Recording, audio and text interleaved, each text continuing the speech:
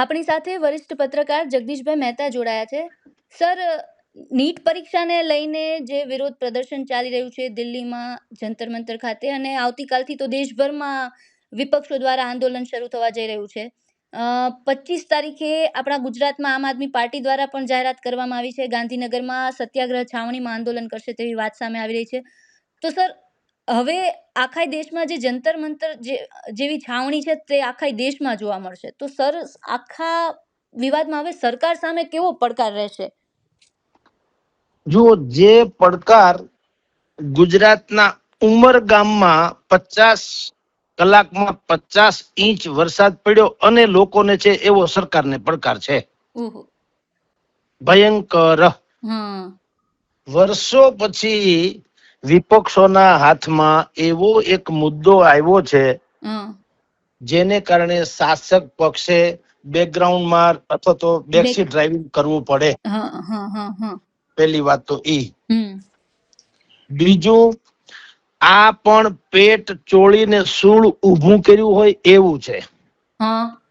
સરકાર ધારત તો આ આંદોલનને પેલા શરૂઆતથી જ ટાઢું પાડી શક્યા હોત. પણ બધાએ કોકરોચ જનતા પાર્ટીને અંડર એસ્ટિમેટ કરી, અને ઈ અંડર એસ્ટિમેટ કરવા યોગ્ય હતી, કારણ કે પેલા તો 24-25 દિવસ કે એમાં જે કઈ આંદોલન બહુ 2000-1500 માણસો માંડ આવતા હતા દિલ્હીમાં જંતર મંતરમાં, એટલે એમ લાગતું હતું કે આમાં કઈ દમ નહીં દે. પણ સંસદનું શિયાળુ સત્ર શરૂ થયું અને વિપક્ષોએ એમાં ઝંપલાવ્યું, ખાસ કરીને કોંગ્રેસ અને સપા વગેરેએ, એટલે વાતાવરણ ગંભીર થઈ ગયું, ઘટાટોપ. એને કારણે અત્યારે સરકારને જબરો પડકાર અત્યારે પડ્યો છે. હવે વિપક્ષોને ખબર છે, હવે કોકરોચ પાર્ટી એક કોર રહી ગઈ, વાંગચુંગજીના ઉપવાસ એક કોર રહી ગયા, જંતર મંતરની છાવણી એક કોર રહી ગઈ. હવે માત્ર ને માત્ર એક મુદ્દાનો કાર્યક્રમ છે કે કોઈ પણ ભોગે સરકારે કાંઈક એક્શન લેવા પડે. અત્યારે જે કર્યા છે એ થોડા ઓછા છે, અને વિપક્ષો એને વર્ષો પછી કહું છું એવો મુદ્દો મળ્યો છે કે એમાં એ ધારે તો સરકારને મોટા પાયે ભીસમાં લઈ શકે. વાત બેન એમ છે કે સરકારે, મેં કીધું તેમ, આ મુદ્દો બે બાજુથી તમને કહું છું, સરકાર ને વિપક્ષ બંને તરફથી બુદ્ધિપૂર્વક ખેંચવામાં આવ્યો. બંને તરફથી. પેપર લીક અત્યારે તો થયું નથી, મે મહિનામાં થયેલું, અને જયારે 3જી મેએ પરીક્ષા હતી એના 15 દી અગાઉ આ પેપર લીક ની ઘટના બહાર આવી હતી, એટલે તો એ પરીક્ષા રદ કરવામાં આવી હતી, અને પછી પાછી પરીક્ષા લીધી, એના પરિણામ આવી ગયા, છોકરાઓ પાસ થયા, એ આગળ ભણવા કે નોકરી કરવા માંડ્યા, ન પાસ થયા એ પાછી પરીક્ષાની ટ્રાય કરવા માંડ્યા, વગેરે વગેરે. એમાં કેસ કબાડા થયા, દુનિયાભરની, આમાં સીબીઆઈ પણ ઝંપલાવ્યું અને લાગતા વળગતાને પકડાય ખરા. તમારી જાણ ખાતર, એમાં જેટલા લોકો અત્યાર સુધીમાં પકડાણા એની ઇતિહાસ છે, પણ અત્યારે એની કોઈ વાત કરતા નથી, જાણે હજી કોઈ પકડાણું ન હોય અને કઈ કાયદા કાનૂને કોઈ વ્યવસ્થા ન કરી હોય એવું લાગે છે. એમ કરીને આરોપ અત્યારે વિપક્ષ ધબધબાટી મચાવે છે. નહીતર તમારી જાણ ખાતે પીવી કુલકર્ણી, પૂનાના જે કેમેસ્ટ્રી પ્રોફેસર છે, એનું નામ આવ્યું હતું મનીષા સંજય હવાલદાર. એ પણ પૂનાની એક શાળાના મુખ્ય શિક્ષિકા છે, બરાબર, એનું નામ પણ આવેલું. પછી શિવરાજ મોટે ગાંવકર એવા જે છે લાતુરના, એને રેણુકાઈ કેમેસ્ટ્રી ક્લાસીસ RCC એના માલિક છે, અને એનું પણ નામ આમાં આવેલું. તેજસ હર્ષદ કુમાર શાહ, એનું નામ પણ આમાં આવ્યું હતું. ડોક્ટર મનોજ શિરુરે, એ લાતુરના બાળ રોગ નિષ્ણાત ડોક્ટર છે. બોલો, એને પૈસા આપી વિદ્યાર્થીઓ માટે લીક થયેલા પ્રશ્નપત્ર જે છે એની ગોઠવણ કરી આપી હતી. અને વચેટિયા અને એજન્ટ જેને કહી શકાય એવા ડોક્ટર શુભમ ખેરનાર, એ નાસિકના છે, બરાબર, એને લાખો રૂપિયામાં આગળ બધું પેપર પહોંચાડ્યું હતું. યશ આદવ, ગુરુગ્રામ હરિયાણાનો રહેવાસી છે, અને એ પણ વચેટિયા તરીકે કામ કરતો હતો.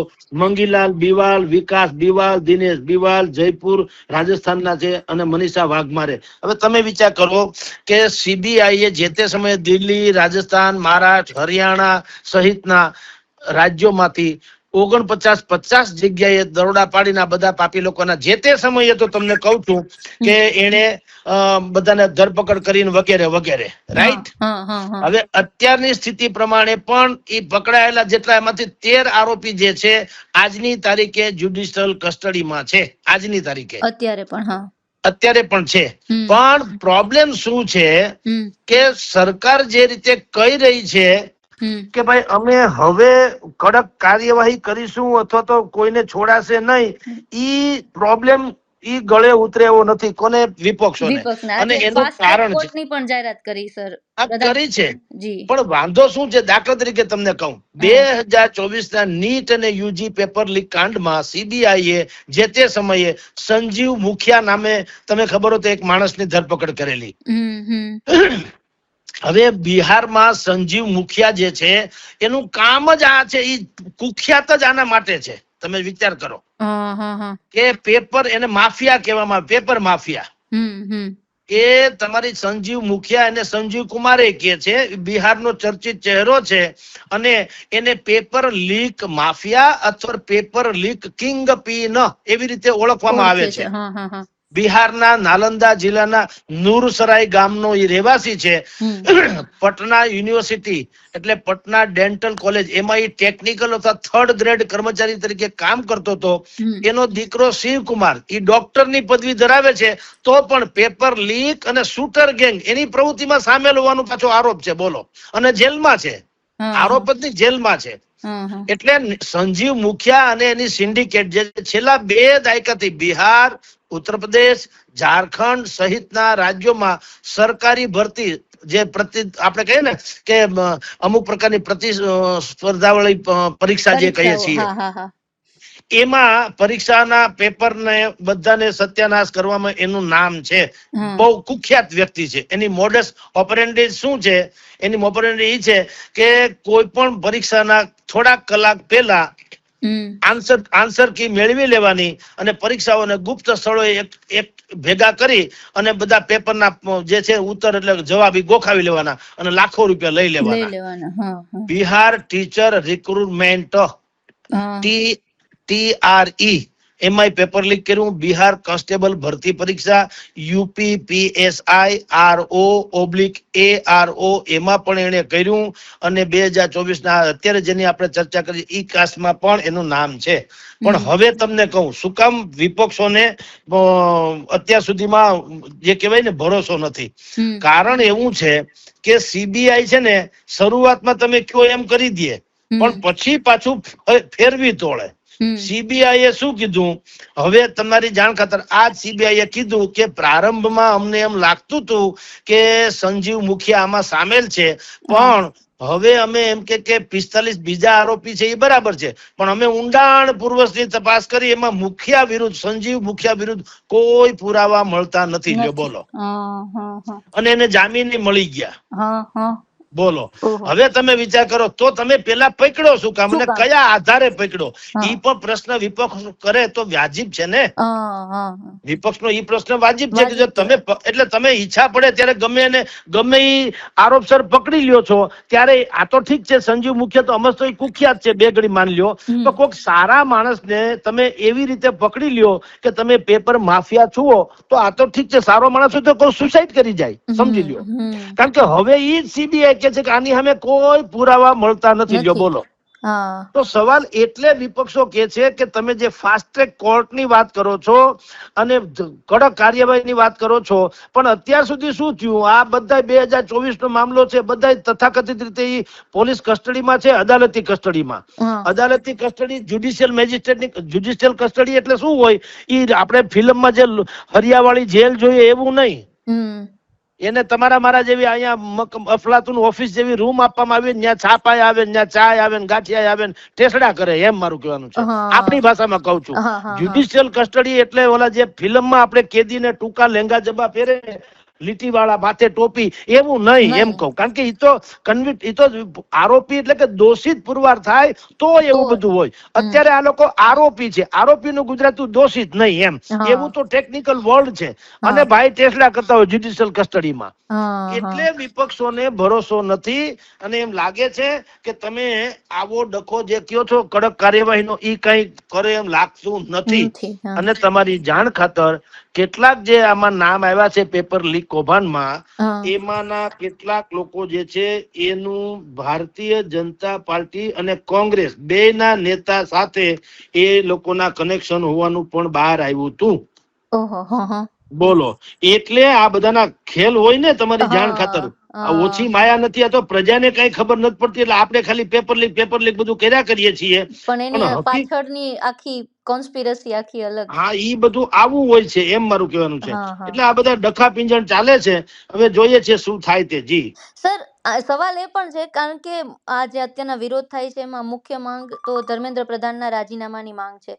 તો સર, તમારા પાસેથી એ જાણવું છે કે સરકાર એમનું રાજીનામું નથી માંગતી, તેનું કારણ તમે શું માનો છો? અને ભૂતકાળમાં સરકારે કેન્દ્રીય મંત્રીઓના રાજીનામા લીધા છે, એની ઘટનાઓ ઘટી છે? બિલકુલ બેન, ઘટી છે. આ તો ખબર નહીં ધર્મેન્દ્ર પ્રધાન ને શું કામ રાખી મૂક્યા છે, એ અલગ વાત છે. અત્યારે જે ટીવીમાં આપણે સાંભળીએ છીએ અથવા દિલ્હીથી ભાજપના સૂત્રો જે કે છે એ શું કે છે કે ભાઈ તમે જો એમને રાજીનામું અમે આપ્યા કરીએ મંત્રીઓના તો લોકો મેગા કરીને અમે આપ્યા કરીએ. પણ ના, એ દલીલ ગળે ઉતરે એવી નથી. નૈતિકતા નામની કોઈ ચીજ હોય છે. રેલવે અકસ્માત થયો તો લાલબહાદુર શાસ્ત્રીજીએ જે તે સમયે માઇલસ્ટોન સાબિત કરેલું, પોતે રાજીનામું આપ્યું હતું, નહીતર એ કઈ ડ્રાઈવર નતા.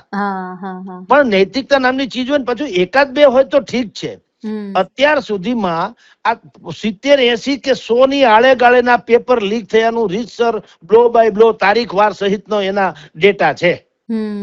અને 7.5 કરોડ છાત્રોએ એને વ્યથા ભોગવી છે. તો આ કઈ જેવી તેવી ઘટના તો નથી ને. તો ધર્મેન્દ્ર પ્રધાન જે છે એ શિક્ષણ મંત્રી તરીકે ફેલ ગયા ગણાય, એ તો હકીકત છે ને. તમે સમજો. અને રાજીનામું ઠીક છે, તમે એમ કહો કે ભાઈ આ તો ડોસી મરી જાય એનો વાંધો નથી, પણ જમણા ઘરમાં ભળી જવા જોઈએ. પણ એવી ડોસી નું શું કામ છે કે જમને તમારા ઘર સુધી પહોંચવા દે? તમે સમજો, ધર્મેન્દ્ર પ્રધાન ખરેખર એની બીજી કોઈ એચિવમેન્ટ હોત તો ઠીક છે, મૂળ એ સંઘનો ચહેરો છે. ધર્મેન્દ્ર પ્રધાને ઓછી માયા નથી. તમારી જાણ ખાતર એક જમા હમણાં વિડીયો કઈક આવ્યા હતા તો મેં એવા ન્યૂઝ સાંભળ્યા છે કે ઈ પણ પેપર લીકમાં એને આંદોલન કરેલું ભૂતકાળમાં. એના પોતાના યંગ સમયમાં એને પોતે કરેલું, ત્યારે એબીવીપી માં હતા એમ. આ તો એવું છે બસ. હવે જી એટલે પ્રોબ્લેમ ઈ છે કે સરકારની જે જીદ છે કે હવે રાજીનામા ન જ દેવા, પણ ઈ ખોટી વાત છે. એવું ન હોય. અનુકૂળતા પ્રમાણે એમ લાગે કે દેશનું બહુ મોટું આને નુકસાન, છાત્રાઓને તમે વિચાર કરો, 1.70 કરોડ એટલે શું થયું? 2-3 કરોડ વિદ્યાર્થીઓની સાથે આવા બધા થયા હોય તો સ્વાભાવિક છે ને બદલાવ. એમાં ક્યાં નાની, એમાં કઈ નાના નથી થઈ જવાતા ને. ક્ષમા, વિરસ્ય ભૂષણ, ક્ષમા માગવી અને આપવી, એ બે સારામાં સારી વાત છે. અને બીજું, નરેન્દ્ર મોદીએ એવું ક્યાં છે કે ભૂતકાળમાં કોઈ ઓલા કેવાય રાજીનામા ન લીધા હોય? તમારી જાણ ખાતર એ ડોક્ટર, હું તમને નામ આપું, હર્ષવર્ધન ડોક્ટર હતા, કેન્દ્રીય મંત્રી હતા COVID-19 મહામારીમાં, આરોગ્ય મંત્રી હતા. હા, તો 12 જણાના થી પછી તમને કહું, એટલે મોદીના 2-0 સરકારમાં, અત્યારે 3-0 હાલે, પણ એ 2021 માં 2-0 માં હર્ષવર્ધન જે કેન્દ્રીય આરોગ્ય મંત્રી હતા, ઈ કાયદા અને આઈટી મંત્રી રવિશંકર પ્રસાદ, પર્યાવરણ અને માહિતી અને પ્રસારણ મંત્રી પ્રકાશ જાવડેકર, શિક્ષણ મંત્રી રમેશ પોખરિયાલ, પછી રસાયણ અને ખાતર મંત્રી ડીવી સદાનંદ ગોડા અને સામાજિક ન્યાય મંત્રી થાવરચંદ ગેહલોત. આ બધા અને અન્ય રાજ્ય મંત્રીઓ તમને કહું તો સંતોષ ગંગવાર, બાબુલ સુપ્રિયો, સંજય ધોત્રે, રતનલાલ કટારિયા, પ્રતાપચંદ સારંગી અને દેબશ્રી ચૌધરી. જો આ બધાના જે તે સમયે અલગ અલગ કારણોસર, એમ નહીં કે બધાએ આંદોલન કર્યું હતું, એટલે અલગ અલગ કારણોસર તમે રાજીનામા લઈ લીધા અથવા એને કાઢી મૂક્યા. પછી આનાથી પણ ઉપર તમને કહું, 2020 માં હરસિમરત કૌર હરસિમરત બાદલ, કૌર બાદલ. શિરોમણી અકાલી દળના નેતા, જી જી જી. એને ઓલા કૃષિ કાયદાના વિરોધમાં વિરોધમાં. એને પોતે રાજીનામું આપી દીધું હતું. પછી પશુપતિ કુમાર પારસ 2024 RLD ના નેતા હતા. એને 2024 ની લોકસભાની ચૂંટણીમાં બિહારમાં NDA ની અંદર સીટ શેરિંગમાં ડખો થયો, અસંતોષ વ્યક્ત કર્યો અને એને રાજીનામું આપી દીધું હતું. એમ જે અકબર, તમે જો મી ટુ નામની એક ચળવળ શરૂ થઈ હતી, ખબર હોય તો, મી ટુ, હા, મહિલાઓને કોઈએ હેરાન કરતા હોય, એમાં એમ જે અકબર 2018 એની સામે તો યૌનાચારના આરોપો લાગ્યા અને વિદેશ રાજ્યમંત્રી પદેથી એને રાજીનામું આપવું પડ્યું. એટલે સવાલ એ છે કે એવું નથી કે ન હોય. મોદી 3 નું અત્યારે 2024 નું હાલે છે. સ્મૃતિ ઈરાની મહિલા અને બાળ વિકાસ મંત્રી હતા ને, ચૂંટણી હારી ગયા એ પછીથી, અને એને રાજીનામું લઈ લીધું. અનુરાગ ઠાકુર માહિતી અને પ્રસારણ મંત્રી હતા, એનું ઇધર ઉધર બદલાવી નાખવામાં આવ્યું. RK સિંહ, અર્જુન મુંડા, પરસોત્તમ રૂપાલા, નારાયણ રાણે, રાજીવ ચંદ્રશેખર, કેટલાના નામ છે. બધાના એ રાજીનામા લીધા છે, પડતાઈ મૂક્યા છે, બધું કર્યું છે એમ. તો એ ભૂતકાળમાં જે સરકારે કર્યું એવું હવે આ ધર્મેન્દ્ર પ્રધાનનું જાડું થયું ને એટલે અઘરું થઈ ગયું. બાકી શરૂઆતથી જ એમાં જે આવતું હતું ફેરબદલ કરો ને, શિક્ષણ મંત્રી તરીકે કાઢીને બીજી જગ્યાએ મૂકો, કદાચ તમારે એવું લાગતું હોય તો. પણ જયારે બહુ મોટો ડખો શરૂ થઈ ગયો ત્યાં સુધી તમે આ બધું એમને પેક રાખ્યું ને. આ વધારે અહમનો ટકરાવ વાળી વાત થઈ ગઈ હોય એવું વધારે લાગે છે, કારણ કે જે પ્રકારે રાજીનામાની માંગ સતત કરવામાં આવી રહી છે અને હવે અહમની મતલબ વિપક્ષ દ્વારા માંગ કરવામાં આવે છે અને હવે જાણે સત્તા પક્ષ છે એ કહેવાય ને કે ઝૂકવા માંગતી ના હોય એવું ક્યાંક ને ક્યાંક લાગે સર. એનું કારણ બે છે બેન. પાછું જેમ ઓલી બધી વાત આપણે કરી એમ અહીંયા તમને કહું, અહમનો ટકરાવ એટલા માટે થઈ ગયો કે અત્યારે જે લડત છે વિદ્યાર્થીઓની નથી, એ ના નામે છે. છે તો વિપક્ષો ને સામે, અને નો ડાઉટ કે વિપક્ષોનું કામ એ જ હોવું જોઈએ, એમાં જરાય સંશય નથી. પણ તમે મોકાએ વારદાત, તમે 3 મે ના રોજ નીટની પરીક્ષા લેવાની હતી, એના 15 દાડા અગાઉ આ પેપર લીક થયું હતું. ત્યારે તમે બધા કેમ, તમને લાગણી ન થઈ 23 લાખ છાત્રો વિશે? તો ઈ પ્રશ્ન વાજિબ છે ને. ભલે તમે અત્યારે ચડી બેહો વિપક્ષના નામે, પણ તમે એમ કહો કે પેલા તમે ક્યાંક, અને સ્ટીલ ટુડે આજની તારીખ સુધી તમે ને હું બેન ચર્ચા કરીએ છીએ ત્યાં સુધી રાહુલ ગાંધી જંતર મંતર ગયા નથી ગયા. કારણ હું છે આમાં બધામાં પોતપોતી કા રાજનીતિ છે. તમે જુઓ, પોતાના સ્વાર્થ છુપાયેલા છે. કે સોનમ વાંચુક હીરો થાય એનો વાંધો નથી, કારણ કે નોન પોલિટિકલ છે, પર્યાવરણવાદી છે વગેરે વગેરે. પણ ઓલો અભિજીત જીતકે ન થવો જોઈએ, કારણ કે એ તો કાયદેસરની પાર્ટી સ્થાપીને બેઠા છે. હવે જો એને ટેકો આપે અને અત્યારે જો એને ચહેરો બનાવવામાં આવે તો ઈ લાભ કોને મળે? કોકરોચ જનતા પાર્ટીને. ઈ તો પાછું કોંગ્રેસ હોય કે સપા હોય કે બીજા કોઈ હોય, ઈ તો કોઈને ગમે એમ નથી. એને તો એમ છે કે માછી ખાટવાની વાત છે ટૂંકમાં. એટલે આ લોકો જીદ પકડીને બેઠા વિપક્ષ ની સામે શાસક પક્ષ. બે ખોટા છે એમ કઉ છું. પાછો બે માંથી એક સાચા નથી, બે ખોટા છે. છાત્રો પોતે, અને બીજું હવે જયારે એક વખત પરીક્ષા લેવાઈ ગઈ, એની પાછી પેપર લીક થતા તો એ રદ કરી, પાછી પરીક્ષા લેવાઈ ગઈ, એના પરિણામ આવી ગયા. પછી તમે ક્યાં મે મહિનો, ક્યાં અત્યારે જુલાઈ એન્ડ આવવાનો થયો ત્યાં સુધી, તો 3-4 મહિના પછી તમે સફાળા જાગો એટલે તમારી દાનત ઉપર, મનસા ઉપર શંકા ન જાગે લોકોને. એટલે શાસક પક્ષ પણ ખેંચાય એટલું ખેંચે છે. પણ વિપક્ષોએ પણ, મેં તમને શરૂઆતમાં કીધું તેમ, વર્ષો પછી એની પાસે અદ્ભુત મુદ્દો આવ્યો છે. એટલે હવે એને ખબર છે કે હવે આને છોડાય નહીં કોઈ હિસાબે. એટલે આવતીકાલે બેન, અત્યારે આપણે ચર્ચા કરીએ છીએ, પણ આવતીકાલે દેશભરમાં આ પ્રકારના આંદોલનની એનાઉન્સમેન્ટ આમ આદમી પાર્ટી અને વિપક્ષ સહિત બધાએ કર્યું છે. આપણે ગુજરાતમાં પણ અહીંયા ઈસુદાન ગઢવી, આમ આદમી પાર્ટીના ગોપાલ ઇટાલિયા, સત્યાગ્રહ છાવણીમાં જાહેરાત કરી. હા, બધું કરવાના છે. સર અહીંયા એ સવાલ પણ છે કે વિપક્ષ અત્યારે વિરોધ કરે છે, પણ જો વિરોધ પક્ષ સામાન્ય જનતાની સહાનુભૂતિ જીતવી હોય તો શું કરવું જોઈએ? કઈ પ્રકારનો રચનાત્મક વિરોધ છે એ યોગ્ય ગણાય વિપક્ષ માટે? ક્યાં બાત હે, બહુ સારી. હું તો ઘણી વખત અમે મિત્ર તરીકે જે કોઈ વિપક્ષોના નેતાઓને મળીએ છીએ ત્યારે હું એક વાત અચૂક કહેતો હોઉં છું કે ભલા માણસ, તમને વિરોધ પક્ષ તરીકે સત્તા પક્ષનો વિરોધ કરવાનો 100% બંધારણીય અધિકાર છે. પણ તમે કોંગ્રેસ કે આમ આદમી પાર્ટી શું કામ વિરોધ કરે? પ્રજા શું કામ તમારી યારે નથી આવતી? એ એટલા માટે અત્યારે તમને જુઓ, તમે જે આ પ્રશ્ન પૂછ્યો ને જવાબ આપું બેન, અત્યારે ગોલ્ડન ઓપોર્ચ્યુનિટી કહેવાય, અથવા તો ખરા અર્થમાં એવી આફતમાં દક્ષિણ ગુજરાતના આપણા લાખો ભાઈ બહેનો અતિશય વરસાદથી પીડિત છે કે નહીં? જી જી બિલકુલ. ઉમરગામમાં 50 કલાકમાં 50 ઇંચ પાણી પડ્યું. હા, વરસાદ આવ્યો છે. આખી મોસમનો વરસાદ ન થાય એટલો 50 કલાકમાં, 50 કલાકમાં પડ્યું. તો તમે વિચાર તો કરો ત્યાં સ્થિતિ કેવી છે. બધું ડૂબો. સુરત છે, ઉમરગામ છે, વલસાડ છે, વાપી છે, બધી જગ્યાએ પાણી જ પાણી છે. તો હવે તમે 25 તારીખે એમ કીધું ચલો ગાંધીનગર, તો તમને 1000 માણા કે 5000 માણા મળી જાય વિપક્ષોને. સાંભળો, તો તમે ક્યારેય ચલો ઉમરગામ એમ કેમ નથી કેતા? ચલો મોરબી, ચલો જેતપુર, ચલો કોંઢ, ચલો કચ્છ એમ કેમ નથી કેતા? બસ આ જ એક મોટો. અને જો આ વસ્તુ નથી કરતા ને, એટલે તમને કહું છું કે વિપક્ષોની સામે પણ જોઈએ એવી સહાનુભૂતિ લોકોને એટલા માટે નથી થતી. બાકી અત્યારે ભલે આંદોલન કરો, તમારો અધિકાર છે, હું એમ કહું, પણ તમારી પાસે પણ એવા 1000, 1500, 2000 માણસને તમે સરકારને કયો તો ખરા કે ભાઈ અમારી પાસે, દાખલા તરીકે કોંગ્રેસ પાસે સેવા દળે છે ને NSUI છે.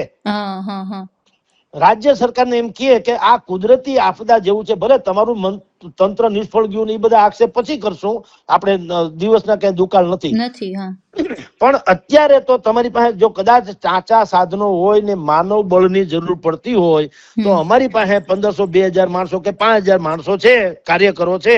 તમે કયો તો અમે લોકો તમને મદદ કરવા આવીએ. સાહેબ, ઉપડે નહીં ને? સાચી વાત. જનતાને એમ લાગે કે ના, ખરેખર આનું નામ વિપક્ષ, કે અમારી આફત ટાણે આ લોકો અમારી વહારે આવ્યા. ઈ જે એને રચનાત્મક, તમારો શબ્દ તમે જ બોલ્યા એટલે હું આ કઉ છું, એને રચનાત્મક કહેવાય. કે પ્રજા જયારે મુશ્કેલીમાં હોય ત્યારે તમે ખુલીને એને મદદ કરો, કારણ કે તમારે મત તો એના જોઈએ જ છે ને. તો એના નામે ડખો કરવા જાવો એના કરતા એની ક્યારેક એને મદદ કરવા આવો તો ફેર ન પડે. એટલે કોંગ્રેસ હોય કે આમ આદમી હોય કે બીજા કોઈ પક્ષ હોય, એને એક થોડીક એ પણ કરવું જોઈએ કે જયારે પ્રજા એવી આફતમાં હોય કે અત્યારે તમે જુઓ કે બધાને ખબર છે કે આ અત્યારે સરકાર જે કઈ કરે છે એમાંથી કોઈ સંતુષ્ટ નથી, પાણીથી લબોલબ છે. એટલે હવે એમાં સેવાદળનો યુનિફોર્મ પહેરીને અથવા તો NSUI ના લોકો કોંગ્રેસની, ભલે હું તો પટ્ટી બટ્ટી પહેરે એટલે ખબર પડે કે અમે કોંગ્રેસી છીએ, અને ત્યાં ઈ બધાને રેસ્ક્યુ ઓપરેશન થી માંડી અને રાશન પહોંચાડવા સુધીનું ભલે મદદ કરે, પોતે રાશન ના આપે કારણ કે કામ તો સરકારનું છે, પણ જનતાને એમ લાગવું તો જોઈએ ને કે ભવિષ્યમાં આપણે જેને સત્તા સોંપવા માંગીએ છીએ એનામાં કોઈ માનવતા જેવું છે તો ખરું. એવું તો લાગે કે નહીં? તો ઈ પણ જો ચલો ઉમરગામ, ચલો વાપી, ચલો ફલાણ એમ કેમ નથી થતું? કાલે કે 25 તારીખ તમે જે કહો છો એ કાલે બધું આંદોલન નું કહે તો 5000 માણસ ભેગું થઈ જાય. ભારતીય જનતા પાર્ટીમાં પણ એ ડખો છે. અહીંયા પંડિત દીનદયાળજીની કોઈ તિથિ ઉજવવાની હોય કે પછી ભાજપને એટલા વર્ષ થઈ ગયા એવું હોય કે કાંઈ પણ હોય તો બધા આખો હોલ ના હોલ ભરાઈ જાય. પણ તમે અત્યારે સરકારી તંત્ર, તમારી સ્વયંની તો સરકાર છે, તો ભાજપ પાસે કાર્યકરો છે. તમે આગળ નરેન્દ્ર મોદીની સભા હોય તો ચલો ફલાણે, ચલો ઢીકણે કરીને તમે બધા બસ ભરી ભરીને જાઓ છો. તો અત્યારે ચલો ઉમરગામ તમે કાં નથી કેતા? ભાઈ, તમારી તો ઓલતાની ફરજ છે ને. 2, 5, 10,000 માણસો અહીંથી જાય અને સરકારને કહે કે ભાઈ તમારા ટાચા સાધનો હોય તો હાલો અમે મદદ કરીએ. તો આફ્ટર ઓલ તો જનતા તો બિલકુલ નિર્દોષ ભાવે જુએ છે ને કોણ ક્યારે મદદ કરે. અને તમારી જાણ ખાતર કોઈના સારા પ્રસંગમાં તમે જાઓ કે ન જાઓ કઈ ફેર નથી પડતો. નરહા પ્રસંગમાં, માઠા પ્રસંગમાં જાઓ તો માણસ શત્રુ હોય તો પણ એને વેલકમ કરે અથવા તો એની જે છે ઋણ ન ભૂલે. સાચી વાત. તો આ ભારતીય જનતા પાર્ટીએ પણ કરવાની જરૂર છે. અત્યારે ઉમરગામમાં સરકાર તો એની છે એટલે એની તો સૌથી પહેલી ફરજ છે, સમજી લ્યો કે આખા ગુજરાતમાં જ્યાં આપણે રાજકોટ થી માંડીને બધે વરસાદ જ નથી એમ કહો તો હાલે, બરોબર? તો અહીં તો નવરા ધૂપ છે ને. તો તમે હંધાઈ ફાકા ફોદારી કરો એના કરતા નીકળો અહીંથી 2, 4, 5 બસ ભરીને ઉમરગામમાં ને તાપીમાં ને વલસાડમાં ને વાપીમાં ને જાઓ અને લોકોને બચાવો, મદદ કરો. ને પૈસાની ક્યાં તાણ છે? હંધાઈ હરામનું કેટલું ખાધું છે તમારી જાણ ખાતર. તો તમે આપો ને એને થોડું ઘણું કઈક મદદ કરો. કીટ કયો તો અહીંયા કોણ નથી બનાવી દેતું? તમે કલેક્ટર કહે તો કેમ ગુરુકુલ વાળા થી માંડીને આપણે બોલબાલા વાળા કીટ બનાવી દે છે? તો તમે કયો ને તમારી સરકાર છે ને આપણી જ જનતા છે ને આપણા જ ભાઈઓ બહેનો છે. તો હાલું કોઈ મુશ્કેલીમાં શેનું મુકાય? એવડું મોટું રાજ્ય છે, એમાં એકાદ વિસ્તારમાં આવી રીતે અતિવૃષ્ટિ થાય છે, તો બીજા બધા ભેગા થઈને એને ઉગારી કેમ ન લે? મને તો એ થાય. એટલે બે પાસે કઉ છું, વિપક્ષ અને શાસક બેમાં જે ખામી જે જોવા મળી આ છે. અત્યારે હવે તંત્ર એ કરવું કરે, બીજું કઈ નહીં. ઈ કેવું કહેવાય? એટલે ભાઈ તંત્ર પણ કઈ રોબોટ તો નથી ને, એની મર્યાદા છે. અને પછી આપણે છાજલા કૂટશું, અમારા કરોડો રૂપિયાના માલ સામાન પોકાઈ ગયા ને એટલા લોકો ગુજરી ગયા ને આમ ને સરકાર કઈ કરતી નથી. ઓકે, પણ એ ક્યારે તમે કહી શકો બેન, હું તમારા માઠા પ્રસંગમાં આવ્યો હોય તો હારા પ્રસંગમાં તમને ઠપકો આપી શકું? આપી શકાય. હા, સાચી વાત. તો કોંગ્રેસ હોય, આમ આદમી હોય કે ઇવન ભારતીય જનતા પાર્ટી હોય, એ બધાએ અત્યારે બસ ભરી ભરીને આ જે આફત આવી છે ન્યા પૂગવાની જરૂર છે. આ બધું બાકી બધું પછી નીટ બીટના આંદોલનમાં. હવે તમે જો આંદોલનમાં બધું ભરાય. કાલે તમે જુઓ, કોંગ્રેસના હેડક્વાર્ટર્સ ની સામે આંદોલન કરવાનું અહેવાન ભારતીય જનતા પાર્ટી કર્યું. આવી ગયા કે નહીં હંધાઈ? આમ ભલે કોકરોચ વાળાને એમ કે આ તો કોકરોચ છે એમ કરીને જરા કટાક્ષ કરે છે, પણ તમે કોકરોચ જેમ ફૂટી નીકળ્યા કે નહીં બધા? એને કે ક્યાંથી આવ્યા બધા લોકો? બિલાડીના ટોપ ની જેમ ઉઠી આવ્યા. ભલામણા તમને બુદ્ધિ નથી, તમારી પાસે માનવ બળ તો છે, તો તમે સરકારને ન કહો અહીંથી 5000 માણસો મોકલીએ છીએ, ઘઉં બાજરો અનાજ કે કીટ કે બધું મોકલીએ છીએ, કોઈ એક પણ માણસ દુખી ન થવો જોઈએ. કા નથી કરતા ભાઈ? સત્તાની મલાઈ ખાવી એ જુદી ઘટના છે, અને એની માનવતાના નામે ઋણ અદા કરવું એ જુદી ઘટના છે. એટલે ભારતીય જનતા પાર્ટીએ તો વિશેષ કરીને કહું છું, વિપક્ષ તો હું ખાલી સહાનુભૂતિ માટે કહું, નહીં તો સરકાર એની નથી, નહીં તો સ્વાભાવિક છે માછલા ધોય સરકાર ઉપર. પણ વિપક્ષોએ પણ જો જનતાના હૃદયમાં સ્થાન મેળવવું હોય તો એને પણ અત્યારે આવી રીતે એની એક જેને કે રેસ્ક્યુ ટીમ કે દળ એવું મોકલવું જોઈએ. જનતા કદર કરશે તમારી કે ધન્ય હો તમે વિપક્ષમાં હોવા છતાં અમારી મુશ્કેલીમાં તમે ટેકો અમને આપ્યો, એટલે લોકો એને ભૂલે નહીં. પણ તમે ખાલી વિરોધ કરવા 5000 માણસ ભેગા થઈ જાવ તો એ તો ડખો છે ને કરવામાં. ત્યાં બીજું ક્યાં કઈ કરવાનું છે? કાલે ભારતીય જનતા પાર્ટીએ એલાન કર્યું, 4 કોર કોંગ્રેસના હેડક્વાર્ટરમાં આખા ગુજરાતમાં તમે જુઓ સેંકડો લોકો જગદીશ વિશ્વકર્માથી માંડીને બધા ઉમટી પડ્યા કે નહીં? જી, કોંગ્રેસ ભવન તો તમારી તો ભલામણ એમાં તમારા માણસો આવી જાય છે. અહીંયા કઈ નથી આવતું, તમારી સરકાર છે અને ખામી હોય તો તમારી ખામી થાય. આપણા ઘરે કોઈ કાર્યક્રમ હોય, પ્રસંગોપાત, મારા ઘરે કાર્યક્રમ હોય, તમે મહેમાન આવો, કદાચ કોઈ પીરસણિયા આડાવડા હોય ને કઈક માથાકૂટ થાય તો મારા જેવો હોય તો ઘરનો ધણી ભલે હું, પણ મારે ઈ પૂરું પાડવું છે ને જેથી આપણી આબરૂ રહી જાય. હું એમ ન કહું કે કેટરિંગ કરવા વાળા એ ભૂલ કરીને ફૂલ. હું તમને છાસ માંગો મારે ઉભો થઈને ગ્લાસ ભરીને દઈ દેવો જોઈએ, જેથી કરીને તમને એમ લાગે કે જાન છૂટીને મળી ગઈ છાસ, ઓલો તમારામાં તીખાસ ન રહે. તો ભારતીય જનતા પાર્ટી પાસે પણ ગોલ્ડન ઓપોર્ચ્યુનિટી છે અત્યારે. મેં તમને કીધું દક્ષિણ ગુજરાત આખું પાણીથી લબોલબ છે. જગદીશ વિશ્વકર્મા જો આપણી વાત સાંભળે તો એને કહું છું તમારા ભલા માટે સારી રીતે કે ભાઈ ચલો દક્ષિણ ગુજરાત, એવું આહવાન આપો અને હજારો લોકો ત્યાં ખડકી દો, તો તમારી ઉપર લોકોને લાગે કે તમે સરકારમાં સત્તાને બેહવાના લાયક છો. હવે તમે એટલે કે વિપક્ષ આગળ આંદોલન કરશે તો ન્યા માણસો ભેગા થાય, અને એની સામે તમે જેમ ગઈકાલે કર્યું બધા એમ તમે આ તો હામા, તો તમે બસ એમાં હાપને ઘેર પરણો હાપ તો હામા લબકારા, એનો શું મતલબ? પ્રજાને પીડા છે એ તો કરો. હાલો આ નીટની પરીક્ષાનો આંદોલનનો વિપક્ષના અધિકાર છે ભલે કરે, પણ તમે અત્યારે ભારતીય જનતા પાર્ટી આખા ગુજરાતમાંથી ભેગી થઈ અને પાર્ટી ન્યા પહોંચી જાય 5-10 હજાર માણસો, તો સાહેબ પ્રજાને સરકાર આખી ગુજરાતને કે બધાને એમ તો લાગે ને કે ભાઈ ઠીક છે ઓલું આંદોલન એની જગ્યાએ, પણ ભારતીય જનતા પાર્ટી વાળા ઈ તો છે ઘરે ઘરે પહોંચ્યા છે, રાશન કીટ લઈને પહોંચ્યા છે, લોકોને બચાવવામાં પહોંચ્યા છે, તંત્રને નબળું નથી પડવા દીધું. આવું થાય કે ન થાય? આ રચનાત્મક આપણે રાજનીતિ એટલે આ કે રચનાત્મક કે ભાઈ વિપક્ષો એ જયારે સરકારનું સારું હોય કઈ પણ કામ ત્યારે એને જો બિરદાવી હોય ને તો ખરાબ હોય ને ત્યારે તમે એની ટીકા કરો એ વાજિબ લાગે. નકરી ટીકા કરો એટલે તમે ભારત ગમે એવું હોનાનું છે, સોને કી ચીડિયા. પાકિસ્તાન કોઈ દી કે ભારત સારું છે? આનું તો ડાચું જ ગંદે મૂકો, આ તો કાળા મોઢાળો છે નથી કેતા? એમ નર્યું તમારું વર્તન વિરોધી જ ન હોવું જોઈએ. પણ ખેર વિપક્ષોને અત્યારે આપણે તક મળી છે એટલે એ ભલે લડી લે. ભારતીય જનતા પાર્ટી પાસે પણ અત્યારે રચનાત્મક રાજનીતિનો ગોલ્ડન તક છે, સુવર્ણ જેને કહી શકાય, કે એ બધા અત્યારે 4 કોર થી જેમ ગઈકાલે કોંગ્રેસના હેડક્વાર્ટર્સમાં ઉતરી પડ્યા હતા, એમ અત્યારે જે મેં તમને કીધું તાપી કે વાપી કે વલસાડ કે જ્યાં પણ ઉમરગામ કે જ્યાં પણ આવી અતિવૃષ્ટિ થઈ છે ત્યાં જો પહોંચી જાય અને કામે કરે. અહીંયા તમારી જાણ મોરબીમાં પૂર હોનારત થયો તો પુલનો RSS ચડ્ડી પહેરેલા ત્યારે એનો ગણવેશ એવો હતો. તો તમે જુઓ ઇન્ડિયા ટુડે નું કવરેજ જુઓ, કવર પેજ એક જ ફોટામાં ઘણું બધું કહેવાય ગયું હતું. ઇન્દિરા ગાંધી વડાપ્રધાન હતા. ઇન્દિરા ગાંધી મોઢાની આડો નાક આડો રૂમાલ રાખીને હાલતા હોય છે.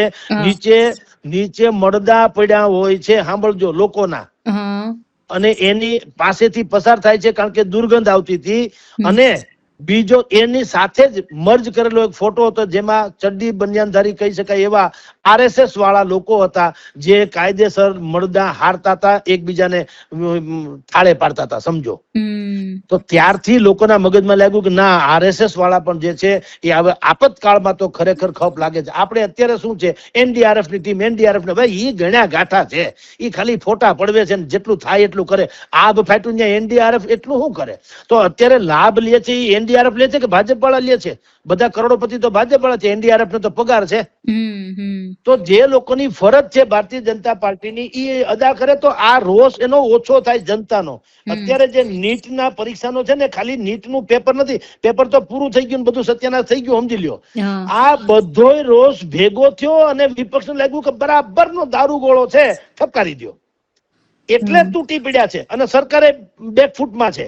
હવે એમાં જો સહાનુભૂતિ અથવા તો કઈક વળોટ વાળવો હોય તો અત્યારે એની પાસે અવસર છે.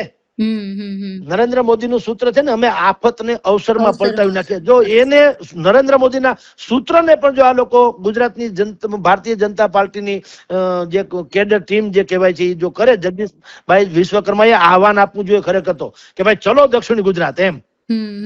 અને ચારે કોરથી લોકો ભેગા થવા છે ને, એક પણ બેન દીકરી થી માંડીને નાનું બાળક થી માંડીને વૃદ્ધને કોઈ મુશ્કેલી પડવી ન જોઈએ. NDRF ને એમ લાગવું જોઈએ કે ના ના, આખું ગુજરાત જે છે NDRF થઈ ગયું અત્યારે, સમજી લ્યો. ભલા મને કોકની વ્યાધિ છે એમાં તમે સરકારમાં બેઠા તે હંધાઈ માલ મલિદા ખાવ છો તો આવા આફત ટાણે કેમ નથી આવતા? એટલે રોજ તમારી જાણ ખતર અત્યારે ખાલી વિપક્ષોનો છે ને ધીરે ધીરે તમે જો વધતો જાય છે. શું કામ? બધાને એમ છે કે આ ઈ જ લાગના છે.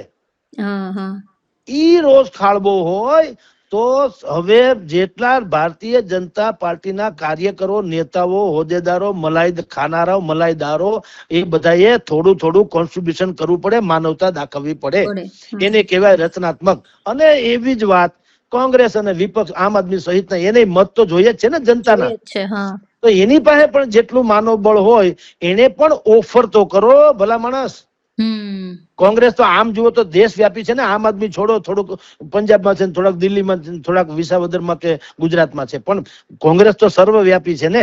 તો ઓફર કરવામાં શું વાંધો કે ભાઈ મુખ્યમંત્રીને એક પત્ર લખે, કમસે કમ તમારા નામે જમા તો બોલે કે ભાઈ મુખ્યમંત્રીને પત્ર લખે, કોંગ્રેસના અધ્યક્ષ અમિત ચાવડા કે જે હોય તે, કે ભાઈ અત્યારે આફત આવી છે દક્ષિણ ગુજરાતમાં, તો અમારી પાસે સેવાદળ થી માંડીને NSUI સુધીના આટલા યુવાનો, આટલા 1000 યુવાનોની ટીમ છે. તમારે કમસે કમ, બીજું અમે સરકારમાં નથી પણ અમે ગુજરાતના તો છીએ ને. અને આ અમારા ભાઈઓ ને બહેનો, અમારો પરિવાર જ છે ને જે દુખી થાય છે. તો અમારી કઈ જરૂર હોય તો કેજો, આમ ઓફર તો કરો, તોય તમને સલામ મારશે સમાજ. એટલે આ રચનાત્મક વાત થઈ. જે કરે તો બે શાસક ને વિપક્ષ બે ની ગરિમા વધે અને ગુજરાતની જનતાને ફાયદો થાય. જી બેન. બિલકુલ બિલકુલ સર, તમામ માહિતી આપી તે બદલ આપનો ખૂબ ખૂબ આભાર સર.